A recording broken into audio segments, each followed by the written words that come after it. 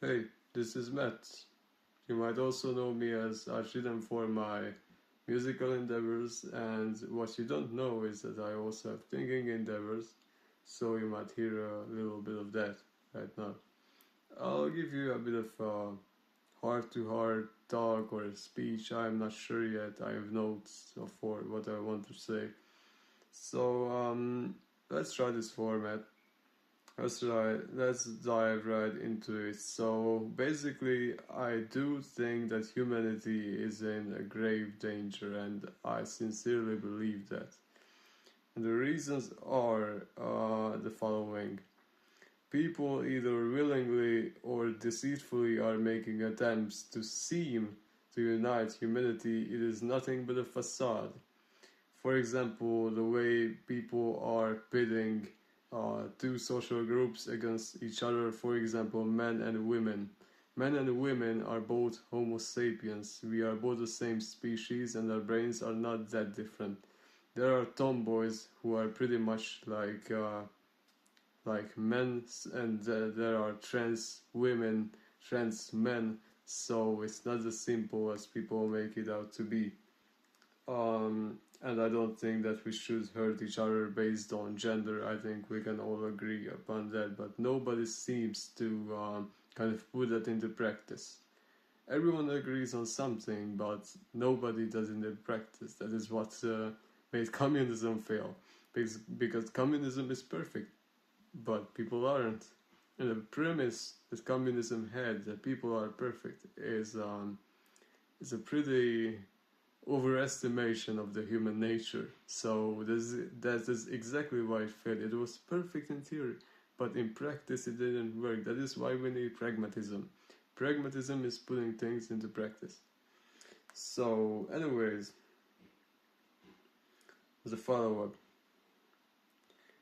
The pathetic attempt to justify punishment for guilty by law and innocent alike is nothing but bloodlust. What I meant with this sentence is most punishments, even punishment itself, is an archaic method. It doesn't really yield any results in people with ASPD, for example, the most dangerous group of people, the people who are willing to do anything to uh, just on a just on a whim. Just on a whim, they might kill someone, stuff like that. Of course, not all ASPD are like that, so I'm not generalizing, but a lot of them. And punishment doesn't really work on those people because they are not going to think like, oh, I've suffered enough. I've thought about it. I don't want to hurt anyone anymore. No, it's not like that. Those people are just like, maybe I should have not let the cops see me. So, if you get what I mean. So, no human under any condition should be forced or encouraged to endure suffering if the goal was truly for the protection of the vulnerable. That is exactly what I said. So, if we want to protect the vulnerable and not just simply satisfy our own sadistic pleasures, then we have better ways of correcting people's behaviors and putting them in small confined spaces with food of mold and stuff like that. Regardless, I state that no human under any condition should endure suffering, no matter the justification, nor by neglect of social duty to take care of one another. Now, this is what is exactly what I talked about. That this is where communism failed. There's a social duty to protect one another. This is how we have survived the whole evolution that we have in a way protected each other, but. Right now, there is a new mentality on the rise. I would call it hyper individualism, because it's the me generation, the everything is about me type of thing, where others no longer matter at all, and I'm a part of a problem.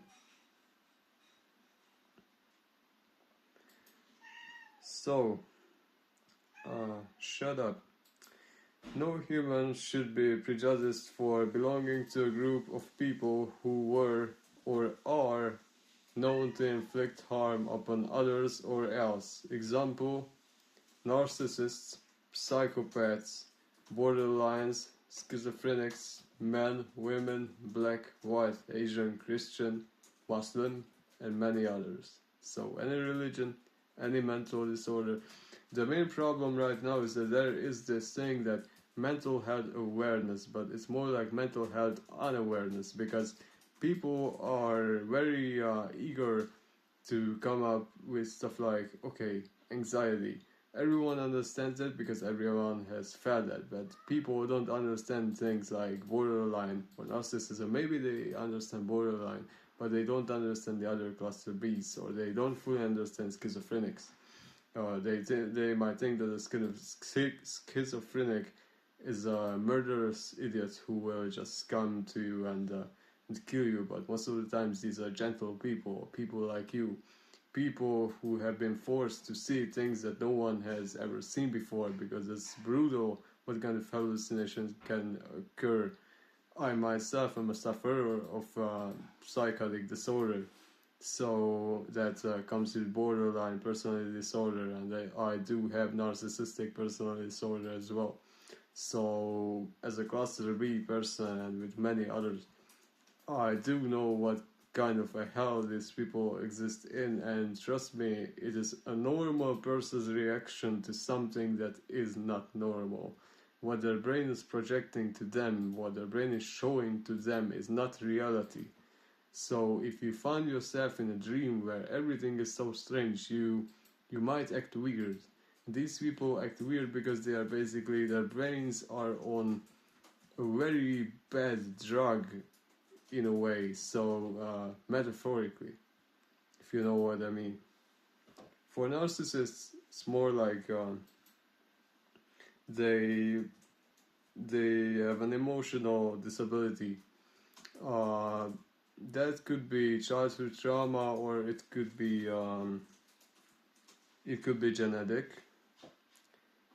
But these people do not inflict harm most of the times. A lot of them, you might not even know that they are narcissists.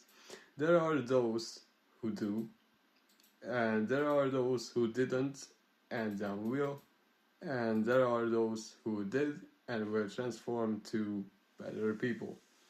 I don't like using the term better people because I have an amoral philosophical standpoint. I think that there is a consequence and there is an action. That is the course of action of nature. In human constructs, there are bad and good because subjectively, if you don't bring me an apple every day, you are a bad person because Bobby has brought me an apple, so he's a good person because he is benefiting me. So this is the idea. People with narcissism cannot really regulate their self-esteem, so they cannot really tell whether they are a god or whether they are the worst person in the world.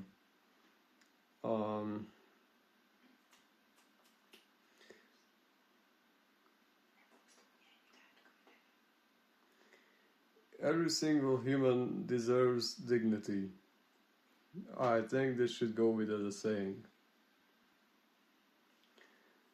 The protection of society should be arranged solely on consequential, pragmatic, and humanitarian measures. This is very important. So, this cannot exist without consequentialism, so only doing what is necessary to do. And pragmatic, which is that it can be applied, so it's not just an idealistic fantasy like communism. And humanitarian, so it is gentle, it is not brutal. Human measures do not make a difference between the innocent and the condemned, by law or else. Every human in any circumstances shall be treated with gentleness. This is what I was saying. My definition of gentleness. This is an actual note. Unconditional love towards one another should be achieved. If the individual is an immediate threat to life, the neutralization is possible to be carried out with love, even if it results in the death of the person. The death should be quick and without suffering. The most gentle method I found backed by science is a shotgun to the head, simultaneously with a minuscule milliseconds delay to the heart, preferably by a firing squad. The speed and the spread of the bullets would, by best probability, ensure that no signals fired by the neurons could reach the conscious mind before the brain is almost fully destroyed. The shot to the heart would ensure that there is almost 0% room for failure to carry out a gentle way of neutralizing the threat. So this is kind of an oxymoron, but it is not. You can be consequential without being cruel.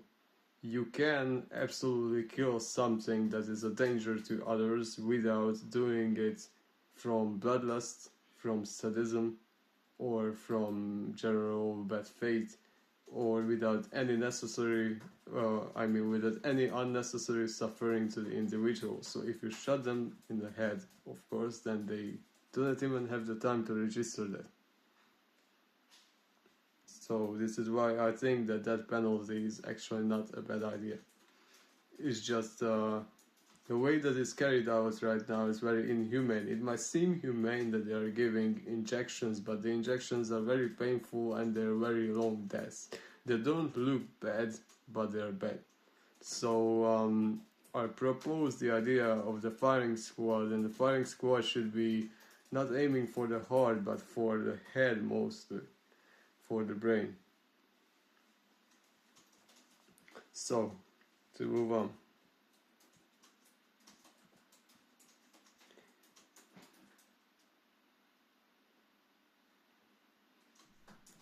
An inmate should be executed with a delay if requested by themselves. And that goes for anyone else, not just inmates. I think that the right to death is just as much of a right as to live. You can agree with me or you can disagree with me. It is not a problem. For lesser crimes, open space communities inspired by the Norwegian prison island should be created. The inmates should be treated with dignity. So this is basically a consequential measure.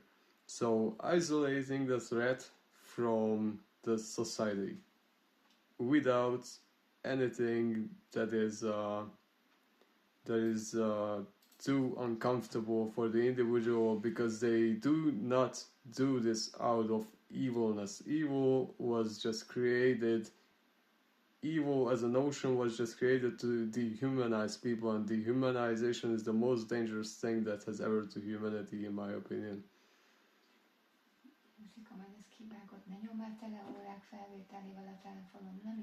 Kérlek, hagyd abba.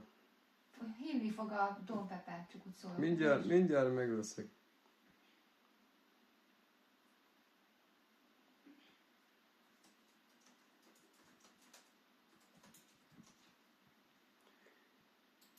If we do evil to a person declared as evil, we have successfully become barbarians ourselves. Therefore, I propose that no harm should come to those who have inflicted harm beyond consequential measures. So this is exactly what I was saying prior. It is an inherent human right to choose death, as one can choose life under one exception. If one poses immediate threat upon consequential measure, the individual might need to be neutralized if no other choice is available. So I think that's pretty self-explanatory. Everyone has the right to live, except if you are such a danger that they cannot do anything else to you. The resources of the Earth, our planet, are abundant. To my best knowledge, no human should remain in poverty, even though I cannot propose a pragmatic solution due to the limitations of my knowledge on economy. So this is exactly why I'm just talking about the issues with communism, but I cannot come up with a better way of capitalism or a better way of communism either. And that is all on me. No human shall be declared as a monstrosity. Dehumanization is the source of ignorance about the psyche of the defiant individual, hindering the progress to find gentle solutions. So if you are dehumanizing the enemy, you are basically just creating propaganda. You are not understanding why they are doing what they are doing when people most of the times don't do things for no reason. I haven't really seen a person who has done something for absolutely no reason. There is always a reason behind something. It's just something that you might not know. So even the people you deem as crazy, even the people you deem as psychopaths, narcissists, borderlines, whatever, they do have their reasons, and in their heads those reasons are very much valid. So to them they are perfect in that way, and you cannot change their minds. Or if you try to, they might face a collapse, which is pretty dangerous for person and you both. Okay.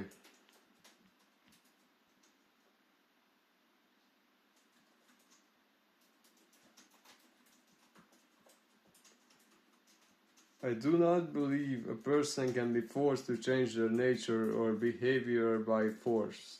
This is very important.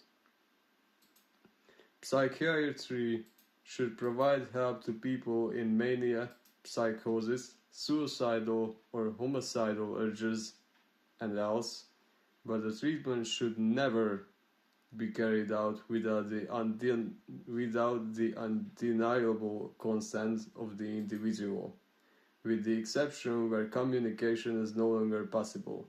For example, catatonia, where people cannot speak or move. It's a serious form of schizophrenia. If force should be made to retain or to obtain personal agency, I propose the use of benzodiazepines for catatonic states, and that is based on scientific research. They often give Valium or Ytridm, but any benzodiazepine would suffice. In persistent states of coma or other unresponsive state, every action should be made under the assumption that the patient is lucid without the ability to communicate. So if something is lying there and you don't know if they hear you, they might hear you. That is a very important thing to consider. If you want nightmares, read what's the book called? Ghost Boy? It's about a guy who was stuck in his body for like, I don't know, 10 or 12 years or more, and he heard everything and felt everything but couldn't communicate. So it's very important to assume that something that is not humane or is not living it might very well feel the same things that you do. Same goes for personality disorders that people love to villainize, and people love to self-diagnose their own family members. That's another problem. It's 1% of the population who are narcissists. So there isn't that many as how many people claim. Well-being should be placed above life. This is my personal opinion, and you can refute that. This is just my philosophical opinion. In value, individuals who were not possible to brought to a state of lucidity where personal agency to make decisions is possible should be euthanized without delay to ensure no one remains trapped in their bodies as prisoners. So this is basically my take on euthanasia. Thanks for listening. And I hope you have gained anything from this little speech. I did my best. I was a little nervous, so I might come back later. Take care of yourselves, and one thing that I should warn you of: never do bad in the name of good, because that's the most dangerous thing that humans ever do. Okay, I've said 3 times that this is the most dangerous thing, but it's one of the most dangerous things, to be honest. When people think that they are doing the good thing and they are mobbing someone. So yeah, that's all. I hope you enjoy this. I hope you have gained something from it. And write down below if you like any more of my similar thoughts. Take care of yourselves. Focus on the things that you love, the people that you love, not on people that you hate, because hate is something that is more self-consuming than what affects the person that you are trying to inflict it on with thoughts. You cannot, you are not a witch or a warlock. You cannot really do anything with your thoughts. So I would urge you to act out of love and compassion if you can. So that's all. Bye.